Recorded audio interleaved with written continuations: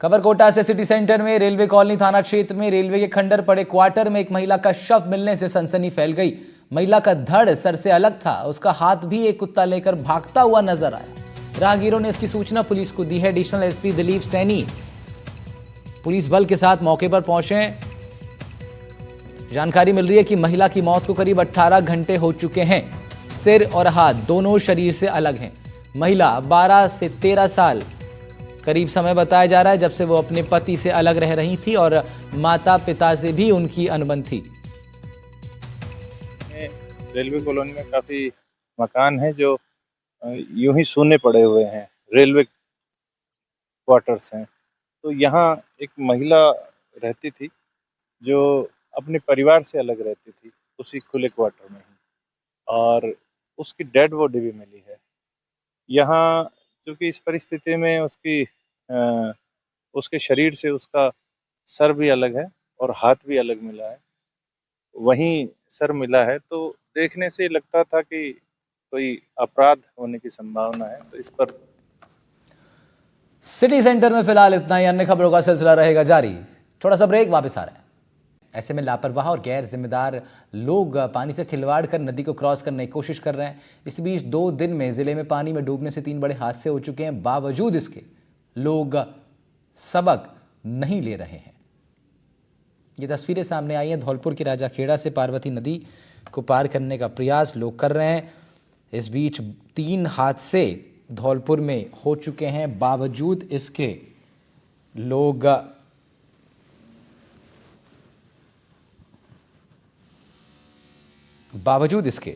लोग नदी पार करने का प्रयास कर रहे हैं। ये लापरवाही, गंभीर लापरवाही है और इसका भारी नुकसान लोगों को उठाना पड़ सकता है।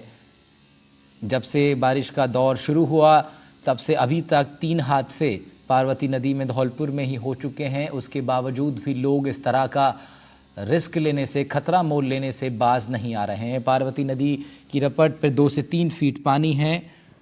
नीरज शर्मा हमारे संवाददाता धौलपुर से हमारे साथ जुड़ रहे हैं, उनका रुख करेंगे। नीरज, क्या कुछ स्थिति है अभी? लोग पूरा खतरा मोल लेने को तैयार हैं?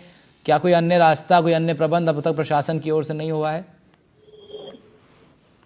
देखिए, ये पार्वती नदी का मामला है। ये राजाखेड़ा थाना इलाके में नादोली गांव के पास ये रपट है। तो इस पर करीब 2 से 3 फीट की पानी की चादर चल रही है और जो स्थानीय लोग हैं, आसपास के लोग हैं, लगातार खतरे हो रहे हैं। उसके बावजूद भी कह सकते हैं लोग जान जोखिम में डालकर पानी से खिलवाड़ कर रहे हैं और इस रपट को क्रॉस कर रहे हैं। हालांकि अब मामले की सूचना मिलने के बाद स्थानीय थाना प्रभारी रामकिशन यादव और सीओ राजेश कुमार भी मौके पर पहुंच गए हैं।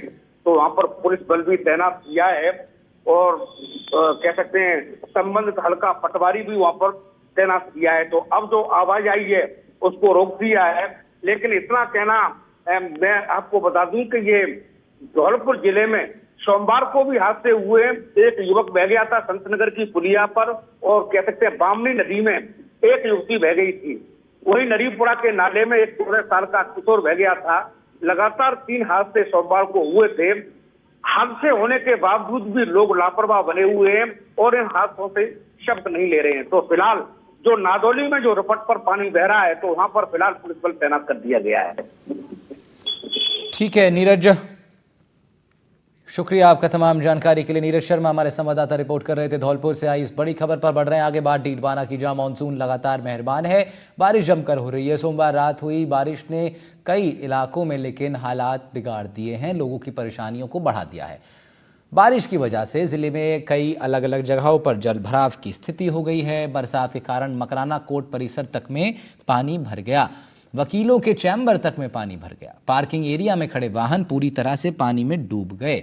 पानी भराव होने से कब्रों को भी भारी नुकसान पहुंचा है।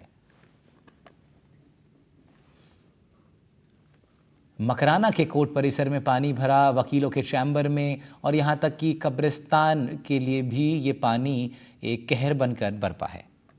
डीडवाना जिले में मानसून की बरसात का दौर जारी है और बीते 2 दिनों से हो रही बरसात ने पूरे जिले को तरबतर कर दिया है। जिले के हर कस्बे और गांवों में अच्छी बारिश का दौर जारी है, जिससे गांवों के कई इलाकों में जल भराव की स्थिति हो गई है। वहीं मकराना के कोर्ट परिसर में पानी का भराव हो चुका है। इसकी वजह से वकीलों के चैम्बर पानी में डूब गए। वहीं पार्किंग स्थल में भी पानी का भराव होने से कई वाहन पानी में डूब गए। वहीं अगर डीडवाना की बात की जाए तो डीडवाना के कई गांवों में भी जल भराव के हालात बने हुए हैं। मैं आपको तस्वीरों के जरिए डीडवाना की नमक झील का दृश्य भी दिखाना चाहूंगा। आप डीडवाना की नमक झील को देख सकते हैं। इस बार की बरसात से नमक झील में पानी की अच्छी आवक हुई है और पूरी नमक झील पानी से लबालब हो चुकी है। पानी आने की वजह से नमक झील में वर्तमान में नमक का जो उत्पादन है वो बंद हो गया है, कारोबार ठप हो गया है। लेकिन बरसात की वजह से किसानों को इस बार अच्छे फसलों की पैदावार की उम्मीद है। हालांकि लोगों को गर्मी से राहत मिली है, लेकिन बरसात की वजह से जल भराव होने से उन्हें असुविधाओं का भी सामना करना पड़ रहा है। डीडवाना से जहीर अब्बास उस्मानी, एनडीटीवी। उधर चुरू से बड़ी खबर आ रही है। मूसलाधार बारिश से जनजीवन अस्त व्यस्त हो गया है। राजल देसर के वार्ड नंबर 7 में एक मकान ढह गया। 4 फीट तक इलाके में पानी भर गया था।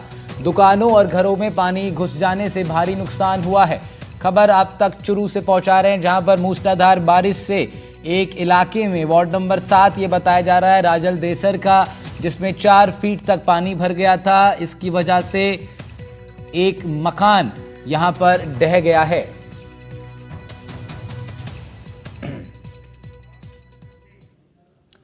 खबर कोटा